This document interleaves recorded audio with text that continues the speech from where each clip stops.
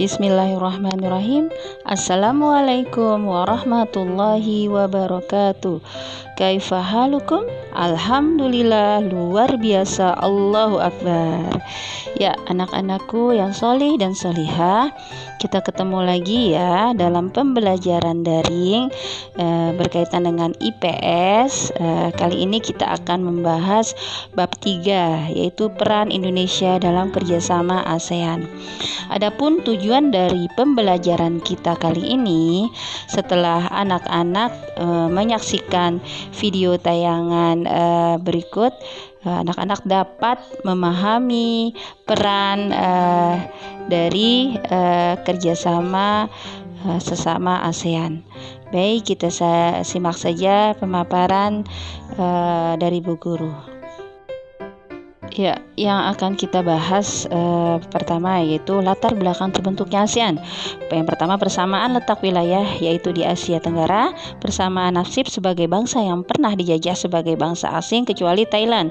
Adanya perselisihan di beberapa negara di wilayah Asia Tenggara yang dapat mengancam persatuan. Berkembangnya paham komunisme yang ditakuti oleh negara-negara di Asia Tenggara. Yaitu tadi ya latar belakang terbentuknya ASEAN. Nah, kemudian selanjutnya adalah tokoh yang menandatangani deklarasi Bangkok. Ada 5. Yang pertama, Adam Malik berasal dari Indonesia, kemudian Tun Abdul Razak Malaysia, Tanat Koman dari Thailand, dan Narcissus Ramos dari Filipina, dan yang terakhir S. Rajaratnam dari Singapura. Nah, ini adalah tokoh yang menandatangani berdirinya deklarasi Bangkok ya. Kemudian lambang ASEAN. Ya, lambang ASEAN berbentuk 10 batang padi yang terikat. Jumlahnya yang 10 berdasarkan jumlah negara anggota ASEAN. Warna kuning pada batang padi menggambarkan kemakmuran dan kesejahteraan. Warna merah pada latar belakang simbol padi melambangkan sikap berani dan dinamis. Lingkaran berwarna putih menunjukkan bahwa negara anggota ASEAN memang memegang teguh persatuan dan kesatuan dengan hati yang suci serta tujuan bekerja sama meningkatkan kemajuan negara-negara ASEAN.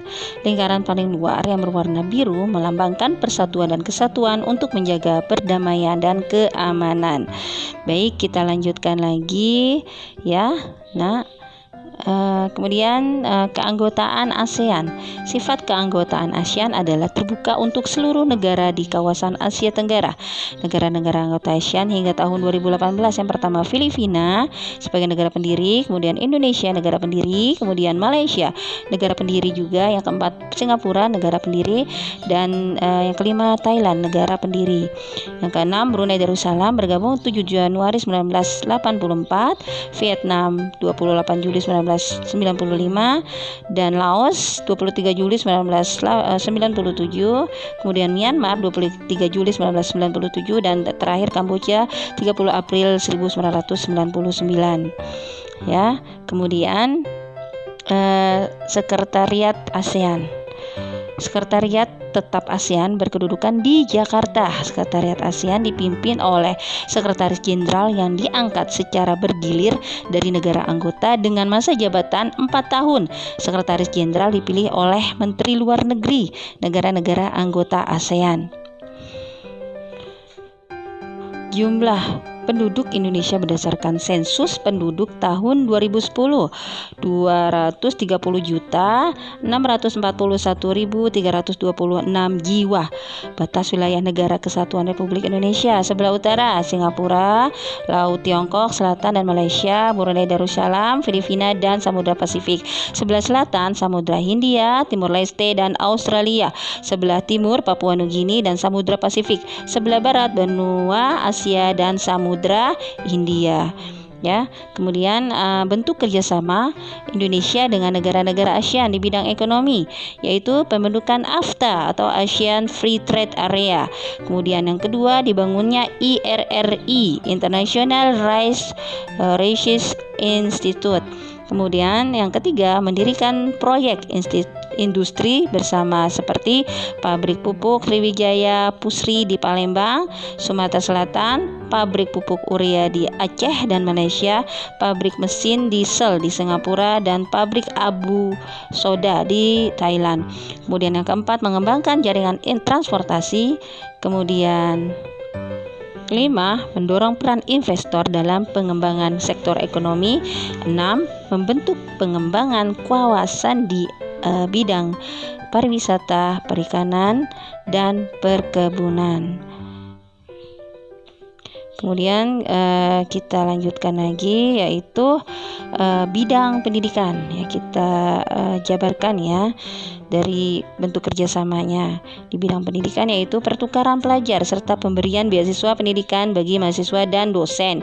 Kedua, penyerataraan ijazah di negara-negara anggota, membentuk kelompok peneliti antar negara, menetapkan kurikulum sekolah yang berdasarkan prinsip demokrasi, berorientasi pada perdamaian, serta menghargai hak asasi manusia atau HAM. Kemudian di bidang teknologi, mengembangkan teknologi pasca panen. 2, membangun jaringan kota cerdas atau ASEAN Smart Cities atau Network atau ASCN. Bidang sosial. Di bidang sosial, memberi bantuan kepada penduduk negara anggota ASEAN yang mengalami bencana alam.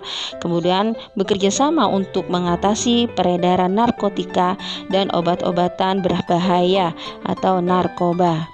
Di bidang budaya, mengadakan pentas budaya. Kemudian yang kedua, mengadakan pameran hasil kerajinan tradisional, mengadakan studi banding dan saling bertukar informasi tentang budaya tiap-tiap negara, mengadakan festival bunga untuk menarik minat wisatawan. Di bidang politik dan keamanan, perjanjian mengenai kawasan damai, bebas dan netral atau Zona of Peace, Freedom and Neutrality atau disingkat JOFAN. Kemudian perjanjian persahabatan dan kerjasama di Asia Tenggara, Treaty of Amity and Cooperation in South Asia. Kemudian yang ketiga, perjanjian kawasan bebas senjata nuklir. Keempat, pembentukan komunitas keamanan ASEAN. Kemudian peran Indonesia dalam ASEAN.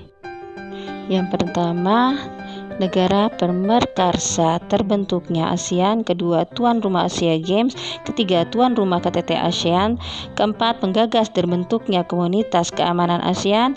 Penengah perundingan demo Kamboja dan Vietnam, membantu perdamaian Filipina dan gerakan pembebasan Mako dan Jakarta Informal Meeting. Ya, demikian saja pembahasan dari bab 3. Kurang lebihnya mohon maaf. Kita akhiri dengan mengucap alhamdulillahirrabbilalamin. Wassalamualaikum warahmatullahi wabarakatuh.